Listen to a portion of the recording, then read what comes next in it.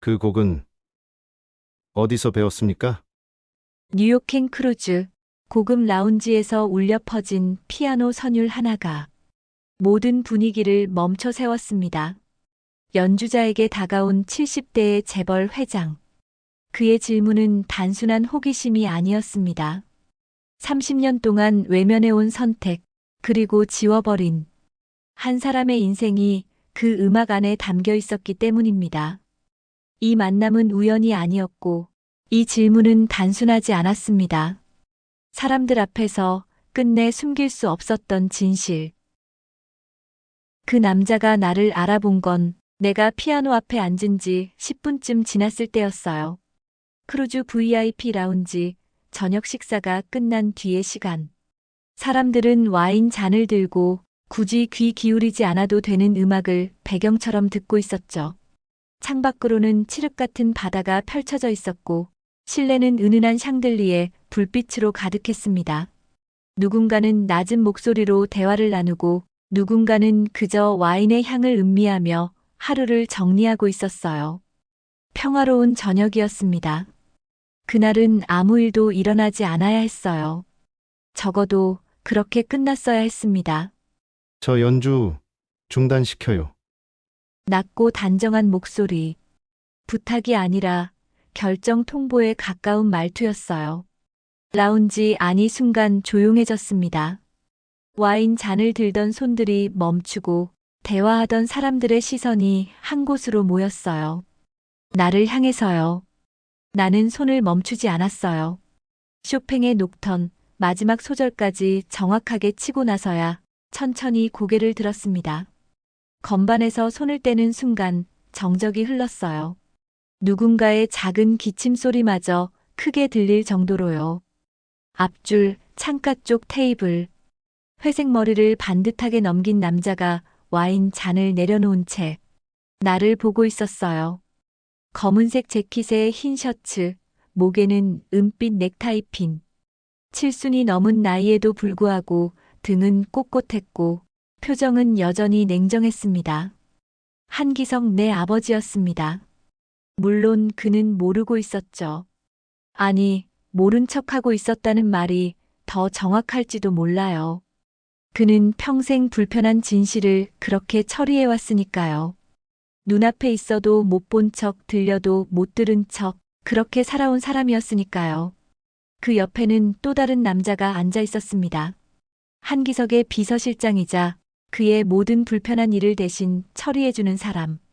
그는 이미 나를 알아본 듯 했어요. 아니, 정확히는 내가 누구인지 조사해뒀을 겁니다. 하지만 한기석에게는 아직 보고하지 않은 모양이었죠. 아마도 확신이 서지 않았거나 아니면 보고할 용기가 없었거나 나는 어릴 때부터 아버지가 누구인지 알고 자랐어요. 어머니는 그 사실을 숨기지 않았거든요. 6살 때였나요? 처음 물었을 때. 엄마, 우리 아빠는 어디 있어요? 어머니는 빨래를 개다 말고 나를 무릎에 앉혔습니다. 그리고 조용히 말했어요. 너희 아버지는 나쁜 사람은 아니야. 다만 너를 선택하지 않았을 뿐이야. 하지만 어머니는 말하지 않았어요. 그가 또 다른 선택도 하지 않았다는 걸. 나만 버린 게 아니라는 걸요. 그 말을 처음 들었을 때는 아무렇지도 않은 척했어요. 고개를 끄덕이고 엄마 품에서 내려와 다시 놀았죠. 그땐 몰랐죠. 선택하지 않았다는 말이 얼마나 오랫동안 사람을 조용히 망가뜨리는지요. 그 말이 밤마다 귓가에 맴돌며 내가 왜 존재하는지, 내가 왜 이렇게 사는지 끊임없이 질문하게 만들 줄은요. 정문석이 자리에서 일어나 조심스럽게 다가왔어요. 그는 땀을 흘리고 있었습니다. 한기석과 나 사이의 공기가 예사롭지 않다는 걸 느낀 모양이었죠. 회장님께서 연주가 불편하시다고 합니다. 죄송하지만 곡을 바꿔주실 수 있을까요? 회장님. 그 호칭이 귓가에 맴돌았어요. 나에게는 한 번도 아버지가 아니었던 사람이 다른 이들에게는 회장님이었죠. 나는 고개를 끄덕였어요. 정문석의 얼굴에 안도의 빛이 스쳤습니다. 하지만 그는 몰랐어요. 내가 어떤 곡을 선택할지, 그리고 일부러 다음 곡을 바꿨습니다. 1980년대 초 한국에서 유행했던 곡, 연인이라는 제목의 달콤하고도 애절한 멜로디, 어머니가 가장 좋아했던 곡이었고, 한기석이 가장 듣기 싫어했던 곡이었죠. 어머니는 말했었어요. 그 사람이 나를 처음 만났을 때 내가 이 노래를 흥얼거리고 있었대. 그리고 덧붙였죠. 헤어질 때도 라디오에서 이 노래가 흘러나오고 있었어. 어머니가 돌아가시기 전 마지막으로 남긴 말도 이 노래와 관련이 있었습니다. 하지만 그건 아직 말할 때가 아니었어요. 피아노 소리가 다시 흐르자 한기석의 손이 멈췄습니다. 와인 잔 위에서요. 잔을 들어 올리려던 손이 공중에 멈춰섰고 그의 눈빛이 흔들렸어요. 찰나였지만 분명히 보였습니다. 그제야 그는 나를 다시 봤어요. 연주자가 아니라 사람으로. 그 순간 나는 확신했습니다. 이 사람은 기억하고 있다는 걸. 30년 전 그날을, 그 노래를, 그리고 어머니를. 다만 인정하고 싶지 않을 뿐이라는 걸요. 저 곡은 어디서 배웠습니까? 정문석의 목소리가 조금 떨렸어요. 그는 이미 눈치챘을 겁니다. 이 상황이 단순한 우연이 아니라는 걸. 나는 웃지 않았습니다. 웃을 이유가 없었거든요. 피아노 건반 위에 손을 가지런히 올려놓고 똑바로 한기석을 바라보며 대답했어요. 어머니에게요. 한기석의 얼굴이 아주 잠깐 굳었습니다. 정말 잠깐이었지만 나는 놓치지 않았어요. 늘 침착하던 사람이 순간적으로 균형을 잃는 표정. 입술이 미세하게 떨리고 눈동자가 흔들리고 숨을 한 번 크게 들이마시는 모습. 그 얼굴을 나는 오래 기억해왔거든요. 어머니가 보여줬던 낡은 사진 속에서 똑같은 표정을 본 적이 있었으니까요. 정문석이 재빨리 한기석을 쳐다봤지만 한기석은 손으로 그를 제지했습니다. 그리고 직접 물었어요. 어머니 성함이 어떻게 되십니까? 그의 목소리에는 떨림이 섞여 있었어요. 아주 미세하게. 하지만 나는 들었습니다. 30년 만에 처음으로 그 사람이 떨리는 목소리를 냈다는 걸. 나는 대답하지 않았어요. 대신 손을 내려놓고 천천히 자리에서 일어났습니다. 검은색 원피스 자락이 바닥에 스치는 소리가 고요한 라운지에 울렸어요. 그리고 한기석을 똑바로 내려다보며 말했어요. 선생님은 사람을 고를 때 항상 조건부터 보시죠?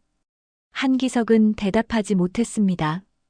아마 평생 그런 질문을 받아본 적이 없었을 거예요. 사람들은 늘 그의 선택을 존중해왔으니까요. 그가 원하는 것을 들어줬고, 그가 버리는 것을 묻지 않았으니까요. 주변 테이블의 사람들이 우리를 쳐다봤지만 나는 시선을 피하지 않았어요. 정문석이 뭔가 말하려다가 입을 다물었습니다.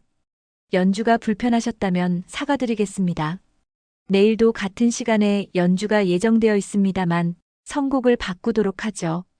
그 말은 진심이 아니었어요. 단 한 번도. 내일도 모레도 나는 똑같은 곡을 연주할 생각이었으니까요. 라운지를 나서며 나는 알았습니다. 이 크루즈 여행이 한기석의 노후를 위한 휴식이 아니라는 걸. 그리고 나 역시 연주만 하러 온 게 아니라는 걸요. 복도를 걸으며 나는 주머니 속 낡은 사진을 만졌어요. 어머니가 마지막으로 건네준 한기석과 함께 찍은 유일한 사진.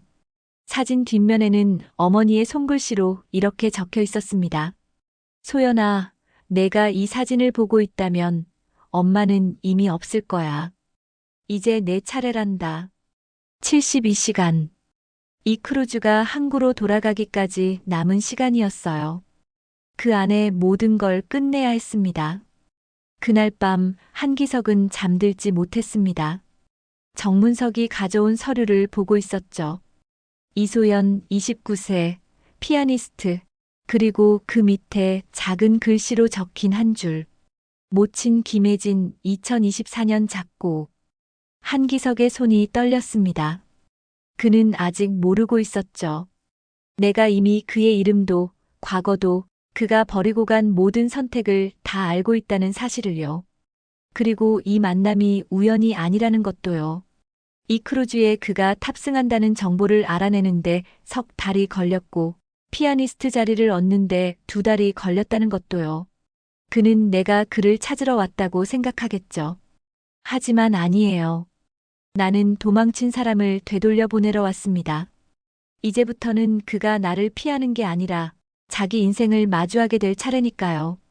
그가 선택하지 않았던 딸이 이제 그에게 선택을 강요할 차례니까요. 내일 아침이면 한기석의 2 아들도 이 배에 탑승합니다. 그들은 아직 몰라요. 아버지에게 또 다른 딸이 있다는 걸.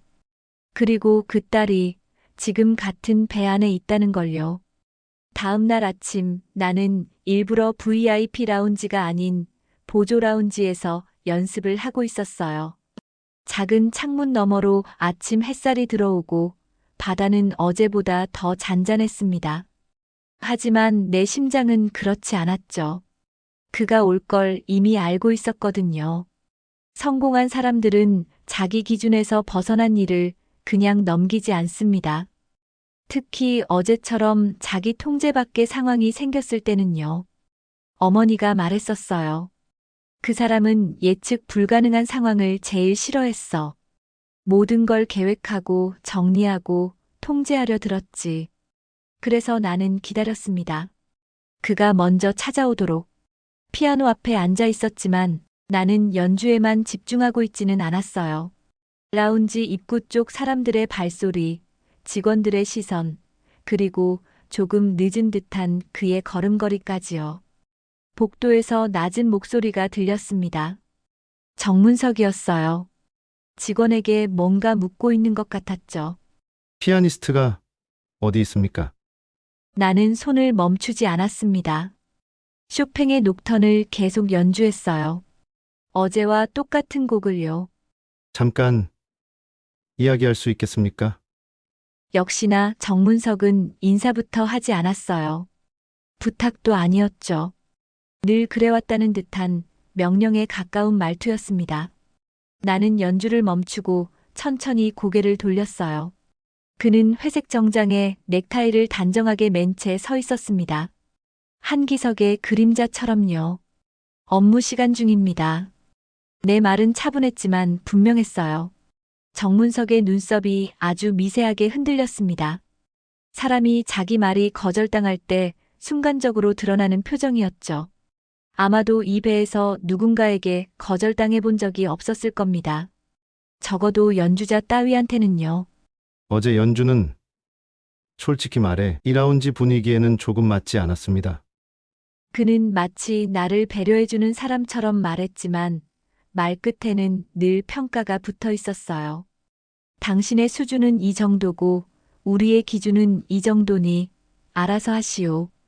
그런 말투였죠. 나는 피아노 뚜껑을 천천히 내렸습니다. 크루즈에는 각자 어울리는 자리가 있는 법이죠. VIP 라운지는 특정한 분위기를 요구합니다. 손님들이 편안하게 휴식을 취할 수 있도록요. 그러면 어제는 왜 끝까지 들으셨나요? 정문석은 대답하지 않았습니다. 대답할 필요가 없다고 믿는 사람의 침묵이었죠.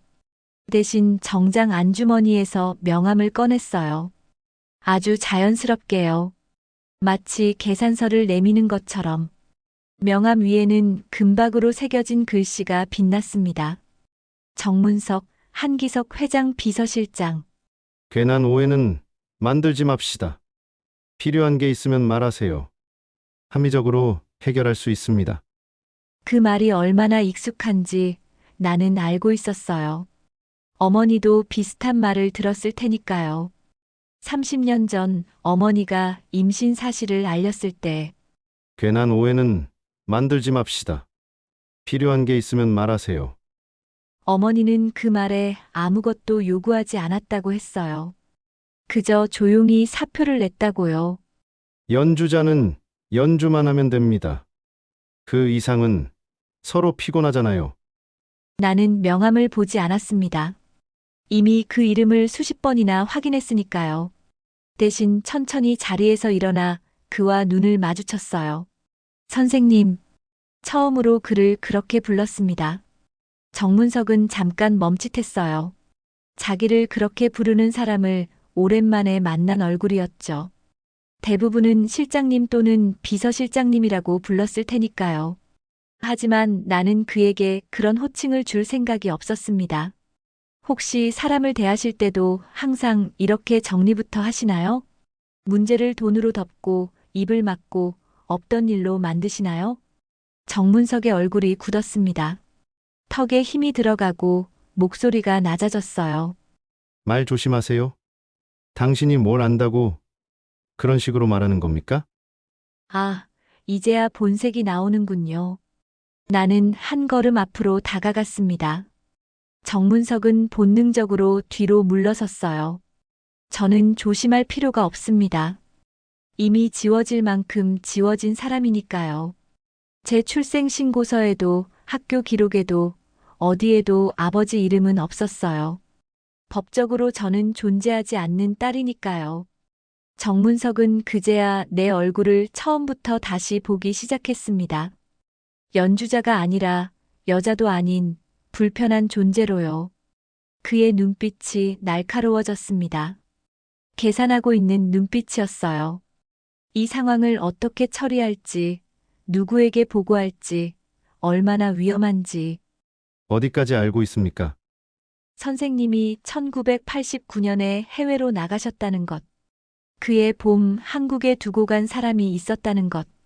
그리고 그 사람이 끝까지 아무 말도 하지 않았다는 것. 정문석의 손이 명함을 쥔 채 굳었습니다. 명함 모서리가 살짝 구겨졌어요. 그는 처음으로 흔들리고 있었습니다.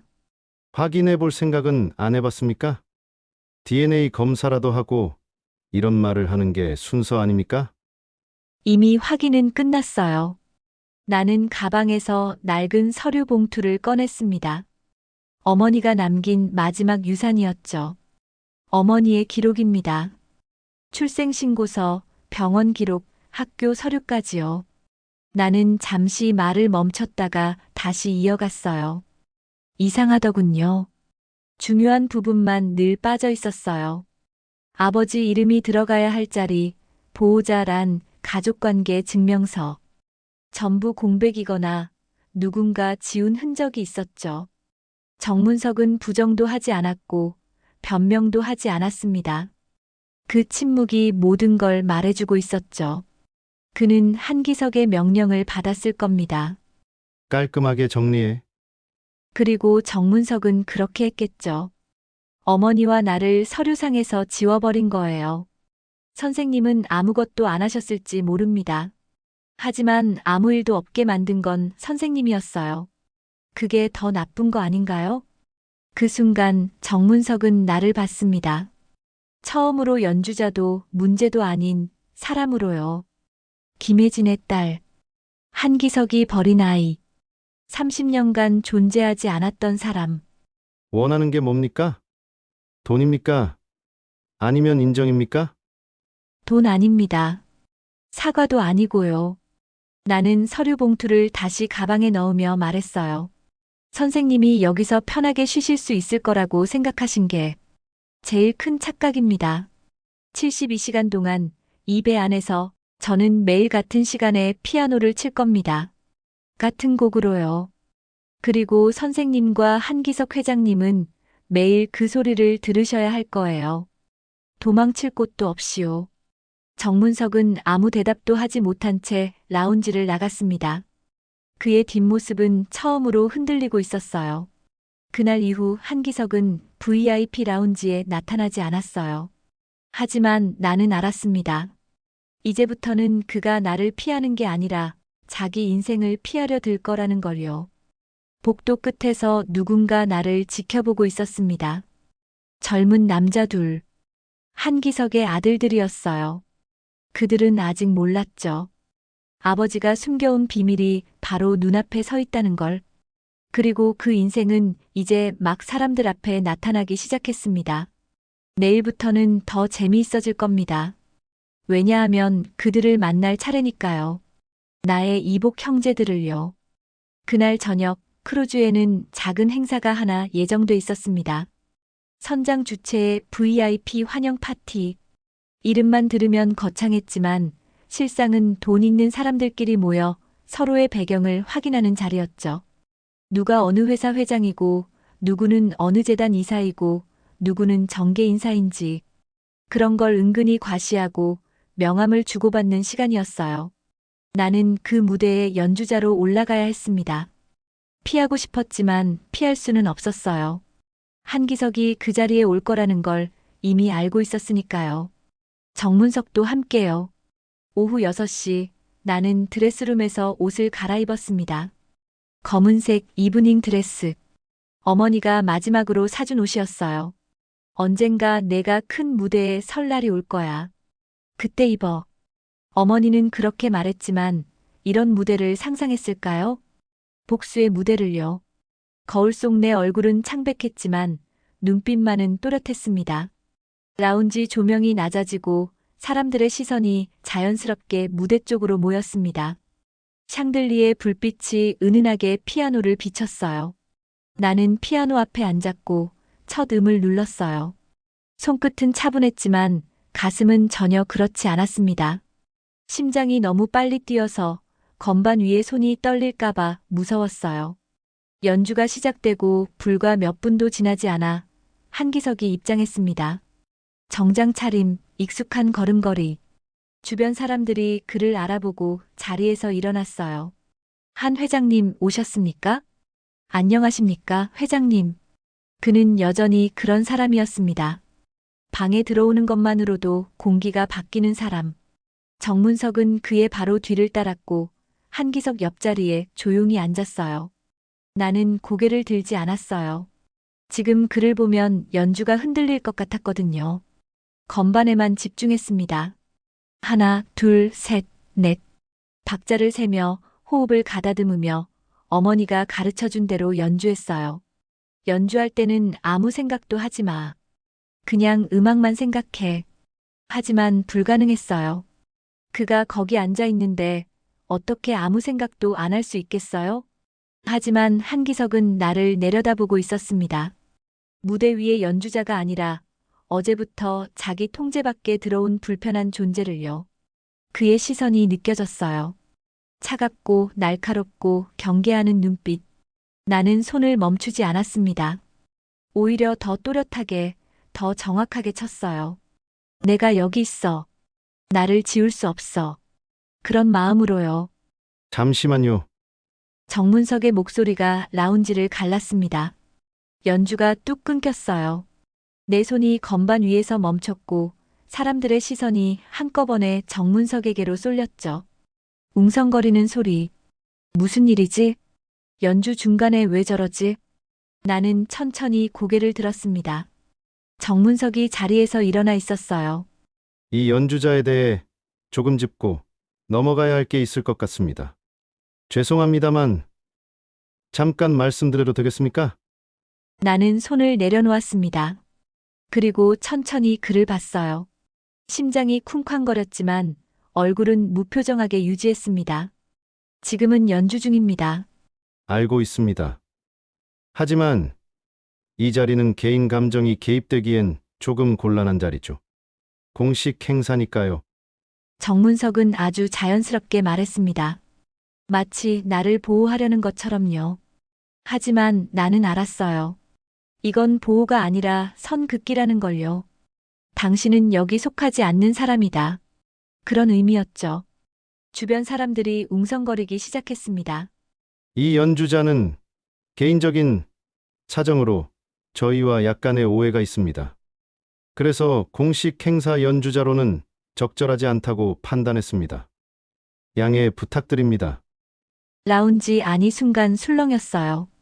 사람들은 연주자를 봤고 다시 정문석을 봤습니다. 그리고 한기석을 봤어요. 한기석은 아무 표정도 짓지 않은 채 앉아 있었습니다. 마치 이 일과 전혀 상관없는 사람처럼요. 나는 웃지 않았어요. 이런 순간에 웃는 법을 이미 오래전에 잊어버렸거든요. 대신 천천히 자리에서 일어났습니다. 드레스 자락이 바닥에 스치는 소리가 조용한 라운지에 울렸어요. 선생님께서 말씀하시는 그 개인적인 사정이라는 게 뭔지 여쭤봐도 될까요? 정문석은 아주 잠깐 망설였습니다. 정말 잠깐이었어요. 하지만 나는 봤습니다. 그가 한기석을 힐끗 쳐다본 걸. 지시를 기다리는 눈빛이었어요. 확인되지 않은 이야기입니다. 괜한 오해를 만들 필요는 없죠. 여러분께서도 불편하실 테니 다른 연주자를 섭외하도록 하겠습니다. 확인되지 않은 이야기요. 나는 그 말을 천천히 되뇌었습니다. 한 글자 한 글자 또렷하게. 그럼 하나만 확인해도 될까요? 지금 이 자리에서 그럴 필요는 없다고 생각합니다. 이건 사적인 문제니까요. 선생님은 늘 그렇게 생각하시죠. 지금은 아니라는 말로 모든 시간을 지나가게 만드는 방식. 30년 전에도 그러셨고 지금도 그러시네요. 사람들 사이에서 작은 숨소리가 흘렀어요. 누군가는 상황이 이상하다는 걸 느끼기 시작했죠. 연주자와 비서실장 사이에 뭔가 있다는 걸. 그리고 그게 단순한 오해가 아니라는 걸요. 저는 연주자이기 전에 사람입니다. 그리고 이 연주는 제 개인 감정이 아니라 제 인생에서 가장 오래 남아있던 이야기입니다. 어머니의 이야기이기도 하고요. 그만하시죠. 정문석의 목소리가 낮아졌어요. 경고의 톤이었습니다. 하지만 나는 멈추지 않았어요. 왜 그러시죠? 이야기가 선생님 쪽으로 오니까 불편하신가요? 아니면 저 뒤에 계신 한기석 회장님 쪽으로 오니까 불편하신가요? 그 순간 라운지 안 공기가 얼어붙었습니다. 모든 시선이 한기석에게로 향했어요. 한기석은 여전히 무표정했지만 턱에 힘이 들어가 있었습니다. 정문석의 얼굴이 굳었습니다. 사람들 앞에서 그는 처음으로 통제력을 잃고 있었어요. 이 자리는 당신 개인의 무대가 아닙니다. 맞아요. 그래서 더 도망치면 안 되는 자리죠. 선생님은 어제도 오늘도 제 존재를 부정하려고 하셨죠. 하지만 사람들 앞에서까지 그러실 줄은 몰랐습니다. 라운지 안은 완전히 조용해졌습니다. 아무도 술잔을 들지 않았어요. 아무도 눈을 피하지도 않았습니다. 모두가 나와 정문석을 그리고 한기석을 번갈아 보고 있었죠. 정문석은 아무 말도 하지 못했습니다. 부정도 해명도 없이요. 이제 연주를 계속해도 될까요? 정문석은 고개를 끄덕일 수밖에 없었습니다. 그날 밤 나는 다시 연주를 시작했습니다. 하지만 음악은 그를 위한 배경이 아니었어요. 사람들은 연주를 듣는 척하면서 계속 한기석과 나를 번갈아 봤습니다. 그날 이후 이 크루즈에서 한기석의 이름은 조금 다른 의미로 불리기 시작했습니다. 저 연주자랑 무슨 관계래? 개인적인 사정이 뭘까? 회장님이 뭔가 숨기시는 거 아냐? 그리고 나는 알았습니다. 이제 도망칠 수 없는 건 나보다 그라는 걸요. 72시간 중 하루가 지났습니다. 내일이면 그의 아들들을 만날 차례였어요. 그날 밤 이후 크루즈 안의 공기는 눈에 띄게 달라졌어요. 사람들은 여전히 웃었고 술은 계속 나왔지만 누군가는 나를 힐끗받고 누군가는 한기석을 피했습니다. 복도에서 마주치면 인사는 하되 눈은 마주치지 않았어요. 식사 자리에서도 한기석 테이블 주변은 묘하게 조용했죠. 말은 없었지만 사람들은 느끼고 있었어요. 어제의 그 장면이 단순한 해프닝이 아니었다는 걸요. 뭔가 더 깊고 더 오래되고 더 불편한 이야기가 숨어 있다는 걸. 나는 다음 날도 같은 시간에 같은 자리에서 연습을 했어요. 피하지 않았고 설명하지도 않았습니다. 설명은 언제나 약한 쪽이 하는 거니까요. 나는 약해 보이고 싶지 않았어요. 적어도 여기서만큼은요. 창밖으로는 푸른 바다가 끝없이 펼쳐져 있었고 갈매기들이 배를 따라 날고 있었습니다. 평화로운 풍경이었지만 내 마음은 그렇지 않았어요. 그때 낯선 여자가 라운지 문 앞에 서 있는 게 보였어요. 나보다 조금 위, 아마도 50대 중반쯤 되어 보였습니다. 차분한 베이지색 블라우스에 진주 목걸이를 한 차림. 시선이 흔들리지 않는 사람이었어요. 그녀는 한참 동안 내 연주를 듣고만 있었습니다. 팔짱을 낀 채 문 앞에 기댄 채로요. 나는 그녀를 의식하면서도 연주를 멈추지 않았어요. 연습 중입니다. 그 말은 다가오지 말라는 뜻이었죠. 하지만 그녀는 물러서지 않았습니다. 오히려 조금 더 가까이 와서 낮은 목소리로 말했어요. 구두 소리가 대리석 바닥을 똑똑 울렸습니다. 혹시 이소연 씨 맞으시죠? 그렇습니다만. 그녀는 내 이름을 너무 자연스럽게 불렀어요. 마치 오래전부터 알고 있었다는 것처럼요. 나는 손을 건반에서 떼고 천천히 그녀를 돌아봤습니다. 처음 보는 얼굴이었지만 왠지 낯설지 않았어요. 저는 박선영이라고 합니다. 예전에 당신 어머니를 알고 있었어요. 김혜진 씨. 그 순간 손끝이 미세하게 흔들렸습니다. 어머니라는 단어는 언제 들어도 갑작스러웠거든요. 특히 낯선 사람의 입에서 나올 때는요. 심장이 빨리 뛰기 시작했어요. 어디서요? 같은 학교였습니다. 서울대학교 음악대학 같은 과였고 같은 교수 밑에서 공부했어요. 1988년부터 1989년까지요. 그녀의 말투는 차분했지만 망설임은 없었습니다. 이미 마음속에서 정리를 끝낸 사람의 말투였어요. 그녀는 내 옆 의자를 가리키며 물었습니다. 앉아도 될까요? 나는 고개를 끄덕였어요. 그분이 여기 계신 건 어떻게 아셨죠? 어제 연주를 듣고 확신했습니다. 연인이라는 곡, 그 곡 선택은 당신 어머니 말고는 그렇게 치지 않거든요. 혜진 씨는 그 곡을 칠 때 특별한 방식이 있었어요. 조금 느리게, 조금 더 애절하게. 당신도 똑같이 치더군요. 나는 아무 말도 하지 않았어요. 부정하지 않는 침묵이 이미 대답이었으니까요. 박선영은 창밖을 보며 말을 이었습니다. 그 사람도 여기 있죠? 그 사람이라면 누구를 말씀하시는 겁니까? 한기석 씨요. 그 이름을 다른 사람 입에서 듣는 순간 가슴 한쪽이 툭 하고 떨어지는 느낌이 들었어요. 지금까지는 나만 알고 있는 이름이었는데 갑자기 다른 사람이 불렀으니까요. 그것도 어머니를 알았던 사람이. 왜 그 이름을 아십니까? 잊을 수가 없어서요. 그 사람 때문에 혜진 씨가 모든 걸 포기했으니까요. 박선영은 잠시 숨을 고르고 말했습니다. 그녀의 눈가에는 오래된 슬픔이 어려 있었어요. 당신 어머니가 학교를 그만둔 날 제가 같이 있었습니다. 1989년 4월 15일이었어요. 아무 말도 안 하고 짐만 정리하시던 모습이 아직도 선명해요. 책상 서랍을 비우고 악보를 챙기고 마지막으로 피아노 건반을 한번 쓰다듬으시던 모습. 나는 처음 듣는 이야기 앞에서 숨을 삼켰어요. 어머니는 그날에 대해 자세히 말해준 적이 없었거든요.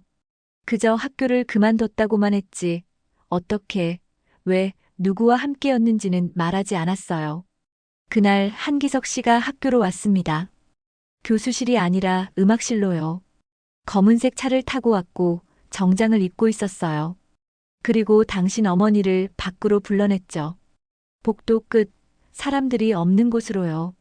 무슨 이야기를 했습니까? 자기는 아무 책임도 질 수 없다고요. 앞으로가 중요하고 지금은 곤란하다고요. 가족이 있고 회사가 있고 지켜야 할 것들이 많다고요. 그녀의 말은 담담했지만 내용은 날카로웠어요. 마치 칼로 베는 것처럼. 나는 주먹을 쥐었습니다. 손톱이 손바닥에 파고들었어요. 그리고 이런 말도 했습니다. 기억에 너무 남아서요. 조용히 정리하면 서로를 위해 좋을 겁니다. 나는 그 문장을 속으로 여러 번 되뇌었습니다. 어제 정문석이 나에게 했던 말과 똑같았거든요.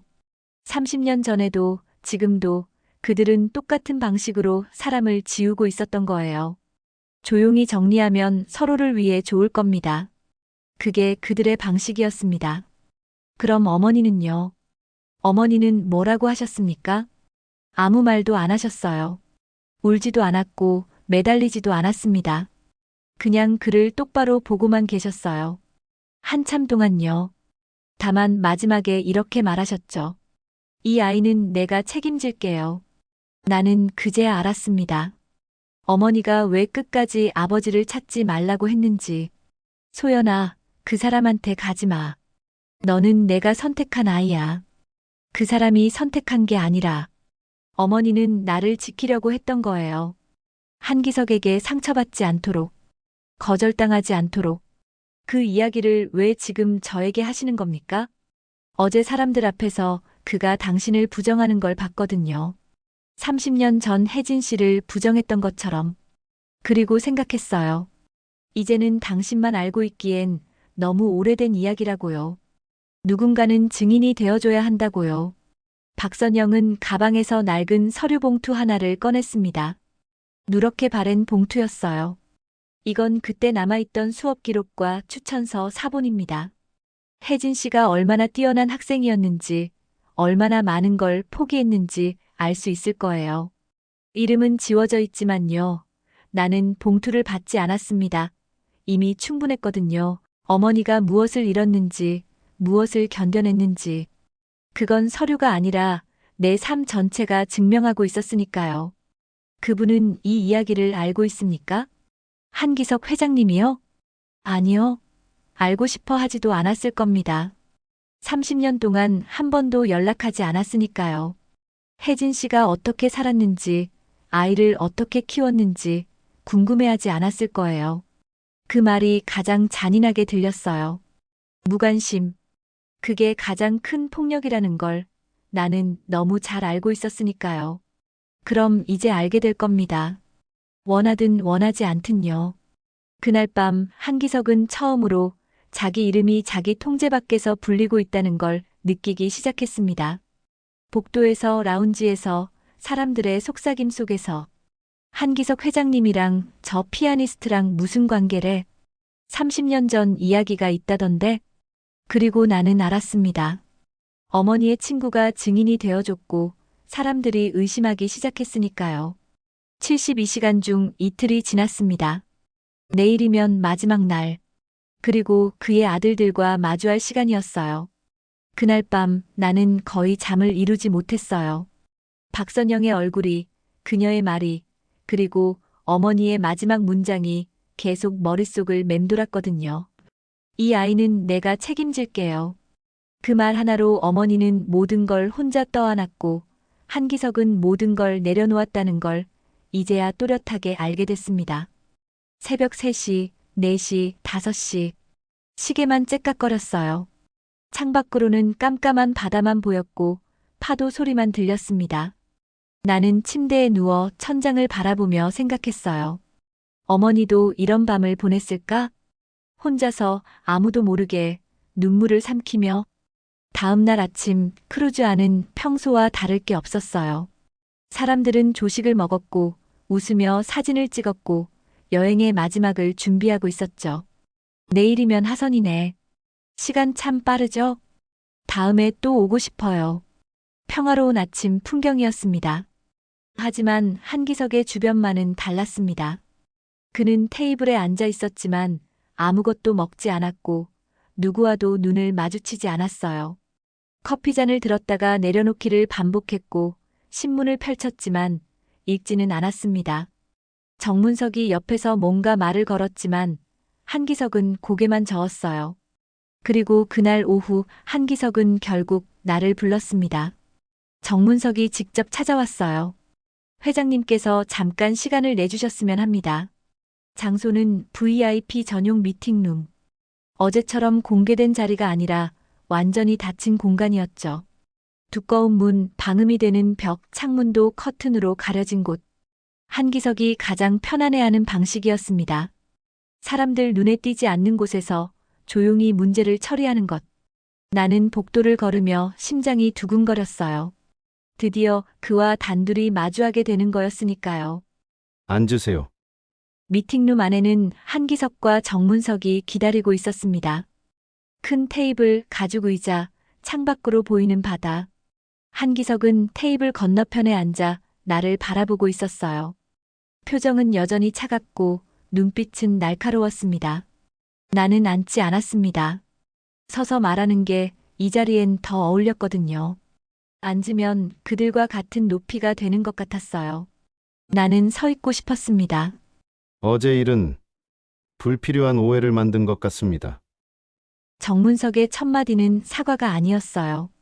항상 그랬듯 상황 정리부터였습니다. 오해, 불필요, 그런 단어들로 모든 걸 가볍게 만들려는 거였죠. 한기석은 여전히 아무 말도 하지 않았어요. 팔짱을 낀 채 나를 지켜보기만 했습니다. 사람들 앞에서 그런 식으로 이야기하는 건 당신에게도 도움이 되지 않습니다. 소문이 나면 당신도 곤란해질 텐데요. 그럼 선생님께는 도움이 됐습니까? 정문석은 잠시 말을 고르는 척했습니다. 하지만 나는 알았어요. 이미 마음속에서는 결론이 다 나와 있다는 걸요. 이 자리는 대화가 아니라 통보를 위한 자리였던 거예요. 이 문제는 지금이라도 정리할 수 있습니다. 합리적으로요. 정리요? 어제도 그 말 쓰셨죠. 30년 전에도 쓰셨고요. 한기석의 눈빛이 미세하게 흔들렸습니다. 정문석은 잠깐 말을 멈췄다가 다시 이었어요. 당신 어머니에게도 같은 제안을 했습니다. 그분은 받아들였고 조용히 마무리하셨죠. 정문석은 너무 담담하게 말했어요. 마치 오래된 계약을 다시 꺼내 읽는 사람처럼요. 감정도 미안함도 아무것도 없었습니다. 그저 처리해야 할 업무 중 하나일 뿐이었죠. 당시에는 그게 최선이라고 생각했습니다. 회장님의 입장도 있었고 가족도 있었으니까요. 그래서 모든 기록이 사라졌군요. 출생신고서에서, 병원 기록에서, 학교 서류에서, 아버지 이름이 들어갈 자리마다 전부 공백이었던 이유가요. 정문석의 시선이 처음으로 흔들렸습니다. 그는 한기석을 힐끗 쳐다봤어요. 하지만 한기석은 여전히 아무 말도 하지 않았습니다. 내가 직접 한 일은 아닙니다. 법률팀에서 처리한 일이죠. 하지만 선생님 이름으로 가능한 일이었죠. 아니, 정확히는 한기석 회장님 이름으로요. 정문석은 부정하지 않았어요. 그 대신 책상 위에 서류 봉투 하나를 올려놓았습니다. 두꺼운 갈색 봉투. 이미 준비해온 거였어요. 이건 당신을 위한 제안입니다. 합리적인 보상이라고 생각합니다. 봉투 안에는 이미 작성된 문서들이 들어있었어요. 해외 계좌 개설 서류, 장학금 명목의 지원 계약서, 그리고 관계 정리라는 표현이 여러 번 반복된 합의서 초안. 금액도 적혀 있었습니다. 10억 원. 그들에게는 큰 금액이 아니었지만 나에게는 평생 벌기 힘든 돈이었죠. 정문석은 그걸 알고 있었어요. 선생님은 정말 끝까지 이 방식이군요. 현실적인 선택입니다. 당신도 알 거 아닙니까? 법적으로 당신은 상속권도 없고 인정받을 방법도 없어요. 차라리 이렇게 정리하는 게 서로에게 좋습니다. 현실이요. 나는 봉투를 집어들었습니다. 정문석의 얼굴에 안도의 빛이 스쳤어요. 하지만 나는 봉투를 열지 않았습니다. 대신 다시 책상 위에 내려놓으며 말했어요. 어머니도 현실을 살았습니다. 혼자서요. 매달 월세를 내고 밤늦게까지 피아노를 가르치고 아픈 것도 참으면서요. 그게 어머니의 현실이었어요. 정문석의 얼굴이 점점 굳어갔습니다. 한기석은 여전히 침묵했지만 손이 팔걸이를 꽉 쥐고 있었어요. 그분은 자발적으로 선택한 겁니다. 우리가 강요한 게 아니에요. 아니요. 선택지가 없었던 겁니다. 나는 봉투를 그의 쪽으로 밀어냈어요. 선생님은 책임질 수 없는 순간마다 항상 이렇게 하셨죠. 조용히, 깨끗하게, 흔적 없이. 돈으로 입을 막고 서류로 관계를 지우고 없던 일로 만드는 거. 그럼 당신은 뭘 원합니까? 사과입니까? 인정입니까? 정문석의 목소리가 높아졌어요. 처음으로 감정이 드러나는 순간이었습니다. 이제 와서 아무것도 원하지 않습니다. 다만 선생님이 평생 피했던 걸 마주하게 해드릴 뿐입니다. 한기석이 자리에서 일어났습니다. 처음으로 분노가 섞인 얼굴이었어요. 눈빛이 차갑게 식어 있었고 턱에 힘이 들어가 있었습니다. 당신이 뭘 할 수 있다고 생각합니까? 드디어 한기석이 직접 입을 열었습니다.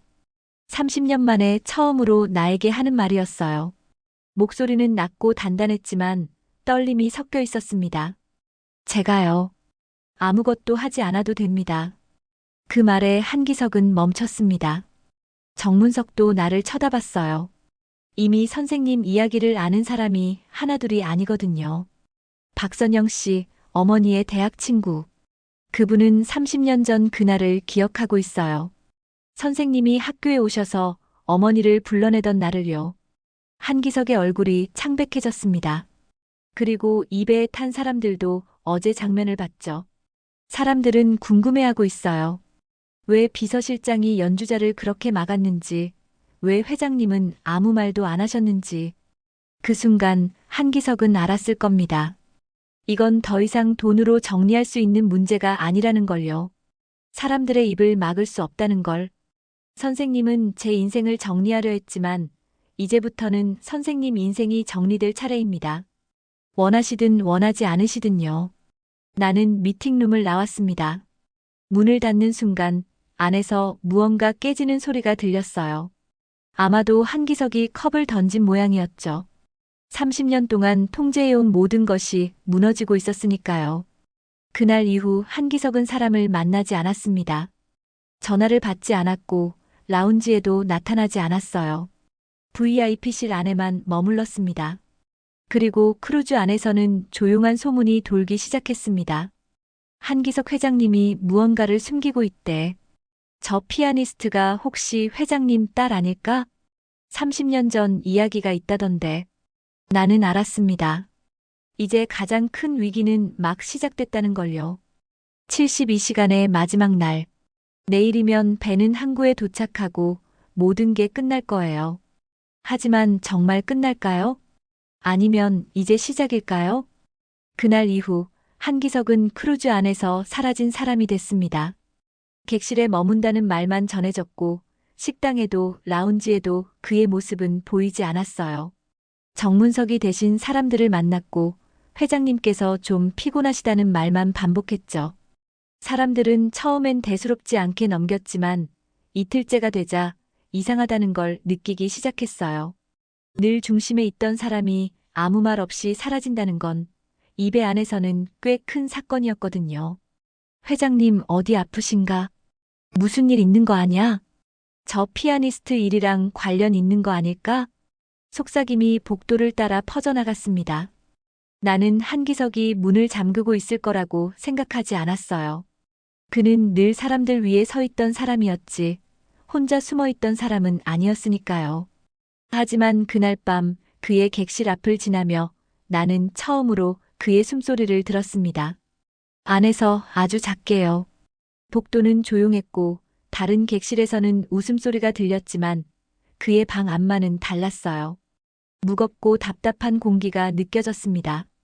나는 발걸음을 멈췄어요. 선생님, 대답은 없었어요. 문 앞에 서서 나는 잠시 망설였습니다. 이 문을 두드리면 이제는 되돌릴 수 없다는 걸 알고 있었거든요. 그와 나 사이의 마지막 선이 무너질 거라는 걸. 심장이 두근거렸지만 나는 손을 들어 올렸습니다. 그래도 나는 두드렸습니다. 똑, 똑, 똑. 저입니다. 이소연입니다. 잠시 후 안에서 발소리가 들렸어요. 느린 걸음, 문고리를 잡는 소리, 그리고 문이 천천히 열렸습니다. 한기석은 정장을 입고 있지 않았습니다.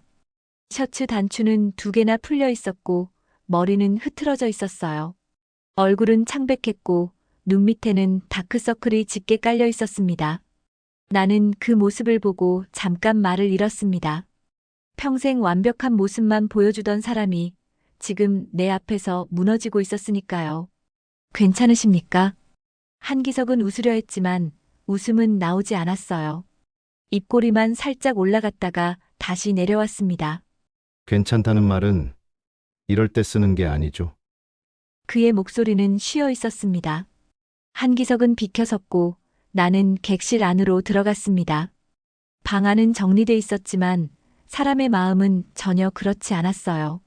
탁자 위에는 종이들이 흩어져 있었고 그 사이에 낡은 수첩 하나가 놓여 있었습니다.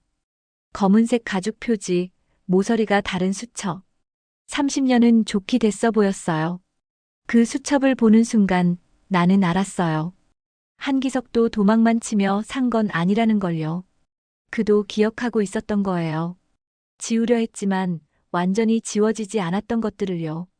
그만 보고 앉으세요. 하지만 나는 수첩에서 눈을 떼지 못했어요. 그 수첩은 뭡니까? 기록입니다.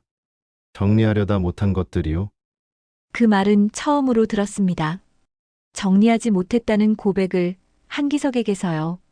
평생 모든 걸 통제하고 관리했던 사람이 정리 못한 게 있다니. 나는 천천히 소파에 앉았습니다. 한기석도 건너편에 앉았어요. 우리 사이에는 그 낡은 수첩이 놓여 있었습니다. 선생님은 늘 다 정리하셨잖아요. 불편한 것도 불필요한 것도 전부요. 그렇게 보이게 만들었을 뿐입니다. 사실은 아무것도 정리되지 않았어요. 한기석은 수첩을 집어 천천히 넘겼어요. 페이지마다 날짜와 이름이 적혀 있었고 그 사이사이에 지워진 흔적이 남아 있었습니다. 볼펜으로, 연필로, 때로는 찢어낸 흔적까지. 하지만 완전히 지워지지는 않았어요. 희미하게 남아 글씨가 보였습니다. 당신 어머니 이름도 여기 있습니다. 1989년 4월. 김예진. 그는 특정 페이지를 펼쳐 보였어요. 거기에는 어머니 이름이 적혀 있었고 그 옆에는 미안하다는 글씨가 지워진 채 희미하게 남아 있었습니다. 내 눈이 뜨거워졌어요. 지우셨군요. 지웠습니다. 하지만 없어진 적은 없었어요. 매년 그날이 되면 이 수첩을 꺼내봤고 그때마다 다시 지우려 했지만 완전히는 지워지지 않더군요. 한기석은 고개를 들지 않았습니다. 마치 나를 보면 더 이상 말을 할 수 없을 것처럼요. 그의 손가락이 수첩을 쓰다듬었어요. 떨리는 손으로. 그때는 모든 게 두려웠습니다. 가족도, 직장도, 내가 쌓아온 모든 것이요. 혜진 씨를 선택하면 모든 걸 잃을 것 같았어요. 그래서 저는 뭐였습니까? 한기석은 잠시 침을 삼켰습니다. 목젖이 움직이는 게 보였어요. 생각하지 않으려 했습니다. 당신이 태어났다는 소식을 들었을 때도, 잘하고 있을 거라는 걸 알았을 때도, 생각하지 않으면 없는 것처럼, 없었던 일처럼 살 수 있을 거라고 믿었어요. 그 말은 변명이 아니라 고백처럼 들렸어요. 한기석의 목소리에는 평생 숨겨왔던 죄책감이 묻어 있었습니다. 생각하지 않으면 없는 게 됩니까? 사람이 그렇게 쉽게 지워집니까? 아니요. 그래서 이렇게 남아 있습니다. 한기석은 가슴을 눌렀어요. 왼쪽 가슴, 심장이 있는 곳을요. 여기요. 30년 동안 여기 남아서 나를 괴롭혔습니다. 밤마다, 특히 조용한 밤이면요. 그 순간 나는 처음으로 한기석이 늙었다는 걸 실감했습니다. 권력이 아니라 시간 앞에서요. 주름진 손, 굽은 어깨, 흔들리는 눈빛. 그는 더 이상 내가 증오했던 강력한 사람이 아니었어요. 그냥 늙고 후회하고 두려워하는 사람이었습니다. 선생님은 지금이라도 선택할 수 있습니다. 뭘 말입니까? 도망치지 않는 선택을요. 이제라도 인정하고 마주하고 책임지는 선택. 한기석은 고개를 저었습니다. 천천히 무겁게. 나는 그걸 너무 늦게 배웠습니다. 이미 모든 게 지나갔어요. 혜진 씨도 돌아가셨고, 당신도 이미 다 자랐고, 이제 와서 뭘 어떻게 하겠습니까? 한기석의 목소리는 낮았고 처음으로 떨리고 있었어요. 70평생 처음으로 자기 잘못을 인정하는 순간이었습니다. 그럼 이제라도 견디셔야 합니다. 도망치지 말고 숨지 말고 지우지 말고. 그게 선생님이 할 수 있는 유일한 일입니다. 나는 자리에서 일어났습니다. 이제는 설득할 필요가 없었거든요. 한기석은 이미 무너지고 있었으니까요. 선생님은 평생 도망쳤지만 이번에는 도망칠 수 없습니다. 이 배 안에서는요. 문을 나서기 전 나는 마지막으로 말했어요. 곧 사람들이 선생님을 찾을 겁니다. 이번엔 제가 아니라요. 선생님 가족이, 선생님 아들들이요. 그들도 알 권리가 있으니까요. 자기 아버지에게 또 다른 딸이 있다는 걸. 문이 닫히고 나는 알았습니다. 한기석의 인생에서 처음으로 정리되지 않은 밤이 시작됐다는 걸요. 그리고 내일이면 모든 게 드러날 거라는 걸. 복도를 걸으며 나는 주머니 속 어머니 사진을 만졌습니다. 엄마, 이제 거의 다 끝났어요. 72시간의 마지막 밤이 지나가고 있었습니다. 그날 저녁 크루즈에서는 마지막 공식 일정이 열렸습니다. 선장 주최의 송별 만찬, 사실상 이배에서의 마지막 공식 모임이었죠. 사람들은 각자 가장 단정한 옷을 입고 마지막 밤을 정리하듯 테이블에 앉았습니다. 웃음도 있었고 건배도 있었지만 나는 그 공기가 전과 다르다는 걸 느꼈어요. 이제는 숨길 수 없는 이야기들이 입에 안에 퍼져 있었거든요. 나는 연주자로 무대에 오르지 않았습니다. 대신 객석 한쪽 사람들 사이에 앉아 있었어요. 오늘은 듣는 사람이 되고 싶었거든요. 그리고 그는 결국 모습을 드러냈습니다. 한기석은 조금 늦게 홀 안으로 들어왔어요. 정장은 다시 말끔했지만 얼굴만은 숨길 수 없었습니다. 사람을 피해 다니던 며칠의 흔적이 그대로 남아 있었죠. 그는 나를 봤고 나는 시선을 피하지 않았습니다. 이제는 피할 이유가 없었으니까요. 잠시 후 선장이 마이크를 잡았습니다. 이번 항해에 함께해 주신 분들께 감사의 인사를 드립니다. 그의 말은 매끄러웠지만 나는 알았습니다. 그는 지금 무언가를 기다리고 있다는 걸요. 그리고 그 순간은 생각보다 빨리 왔습니다.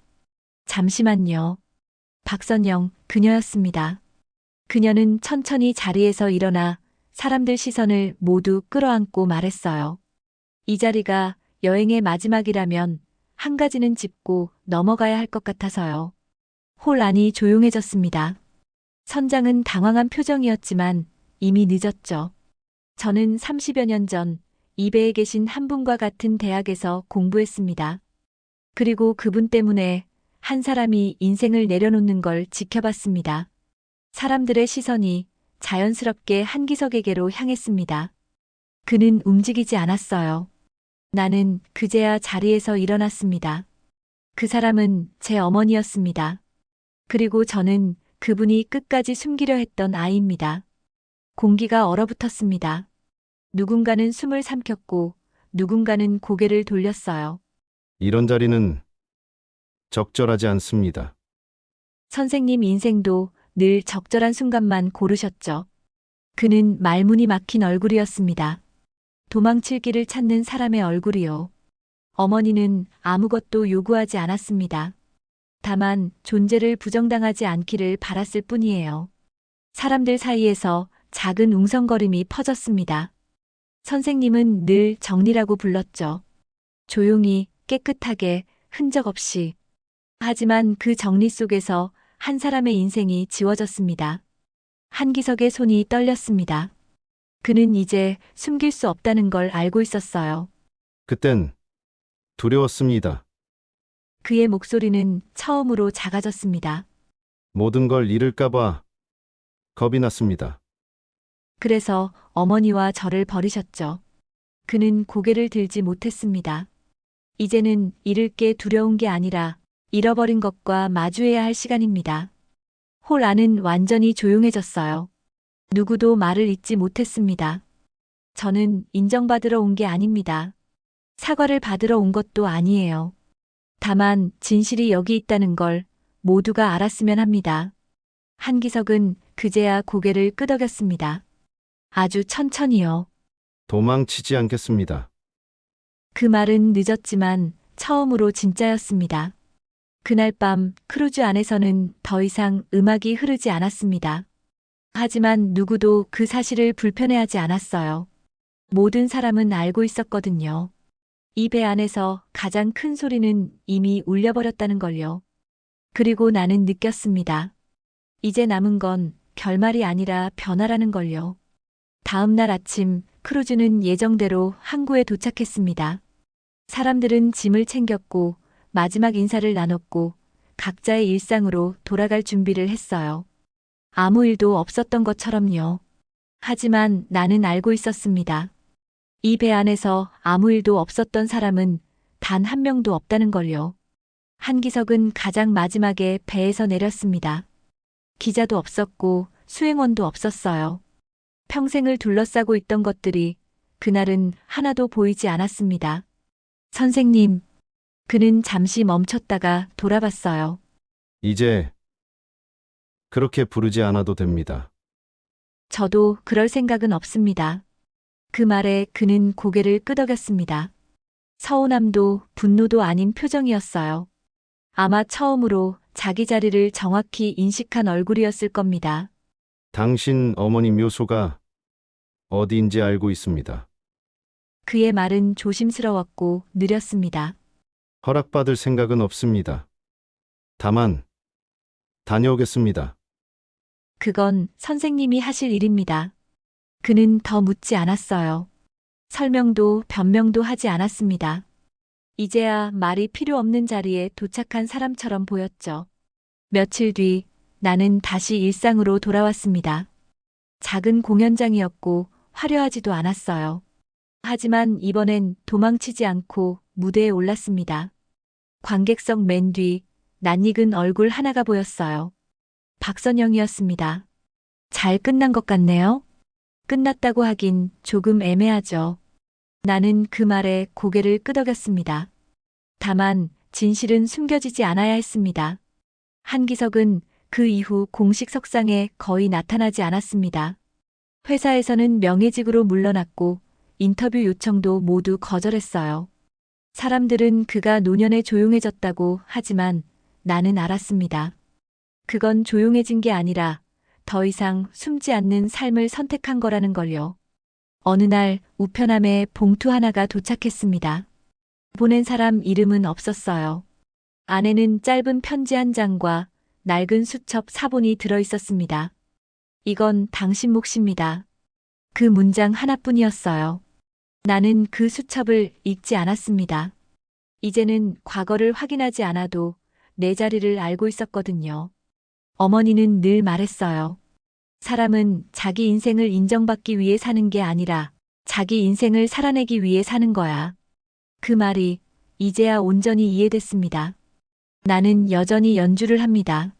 다만 누군가를 증명하기 위해서가 아니라 나 자신을 부정하지 않기 위해서요.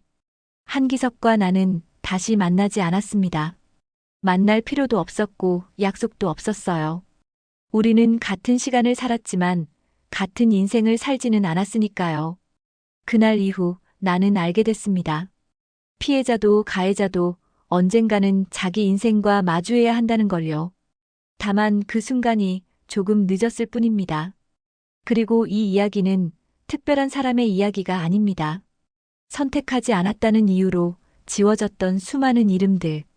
그 이름들이 다시 불릴 수 있다는 걸 나는 이 항해에서 배웠습니다. 당신의 인생도 누군가의 선택 때문에 지워진 적이 있다면 오늘만큼은 그 이름을 다시 불러도 괜찮습니다. 그건 뒤늦은 복수가 아니라 늦었지만 분명한 회복이니까요. 당신의 인생에도 누군가의 선택 때문에 지워진 이름이 있다면 오늘만큼은 그 이름을 다시 불러도 괜찮습니다. 이 이야기가 당신의 이야기와 닮아 있었다면 여기에 남아주세요.